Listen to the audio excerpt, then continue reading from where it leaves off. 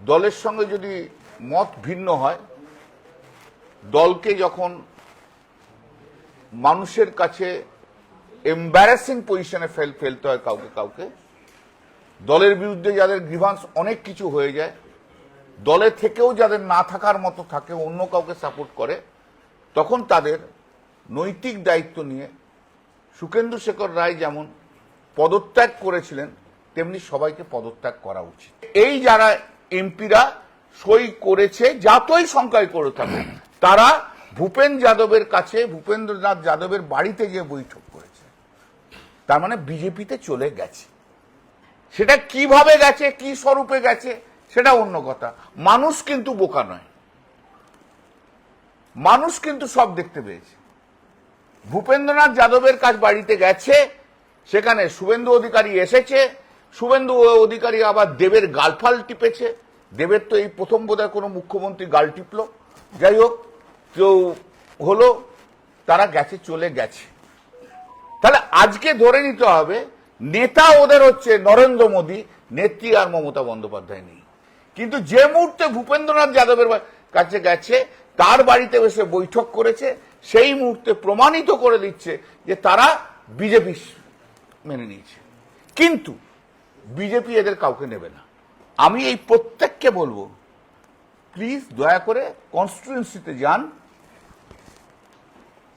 যাদের ভোট নিয়ে এসেছিলেন, যে ওয়ার্কারদের নিয়ে, তাদের সঙ্গে মিটিং করুন। কি যদি হিম্মত থাকে করুন। আবার মিটিং করার সময় গেরুয়া লোকদের নিয়ে মিটিং করবেন না। কিন্তু এখন আমি দেখতে পাচ্ছি যে প্রেস কনফারেন্সে যা যা এসছে, তাতে প্রত্যেকের নাকি অনেক অভিযোগ ছিল। এই অভিযোগগুলো কখন আপনারা জানিয়েছেন, কাকে জানিয়েছেন? আমরা অস্বীকার করছি। যদি অভিযোগ জানিয়ে থাকেন তাহলে এক চিঠির কপি দিন। যদি অভিযোগ থাকে তাহলে মেল করুন, মেলের কপি দিন। দিদি যতবার এসছে ততবার মমতা দিদি সবাইকার সঙ্গে বসেছে, তখন এই মহিলা এমপি গুলো, দিদি কি সুন্দর তোমার শাড়ি বলেছে, কি সুন্দর তোমার শাড়ির পাড় বলেছে,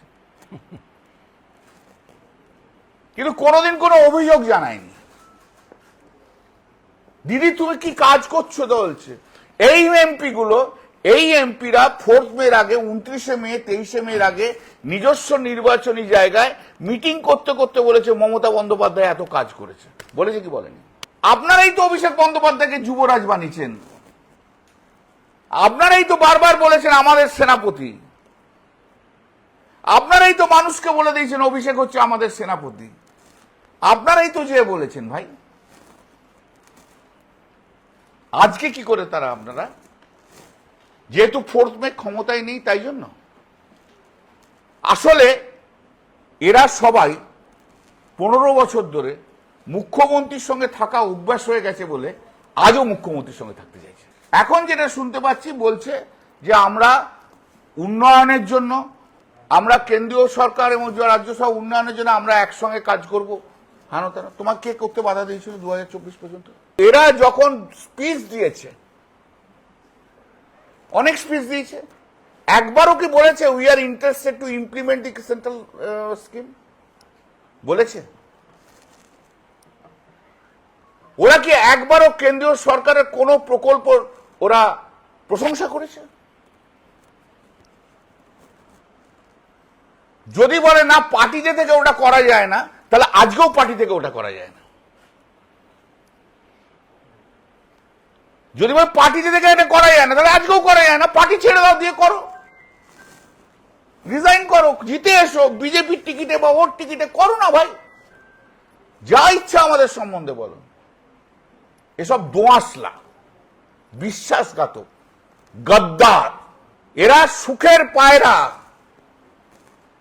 কাকলি ঘোষ দস্তিদার ছাড়া আর সবাই 2011-র পর দলে এসছে। এরা অন্য কেউ কোনো লড়াই করেনি। আর ফিল্মস্টাররা হচ্ছে ভিনদেশি সব তারা। এদের ধারণা হচ্ছে যে যেহেতু পাবলিক আমাদের থেকে দৌড়ে দৌড়ে আসে, অর্থাৎ পার্লামেন্টেও সবাই আমাদের পিছনে পিছন থেকে দৌড়ে আসবে। কেষ্ট না থাকলে শতাব্দী রায় জিততে পারতো না 2009 লিখে নিন। এই যে যারা গেছে তাদেরকে জিজ্ঞেস করুন তো যে আপনার কনস্টিটিউয়েন্সিতে এত ছেলে অ্যারেস্ট হয়েছে, তাদের পাশে দাঁড়িয়েছেন কিনা?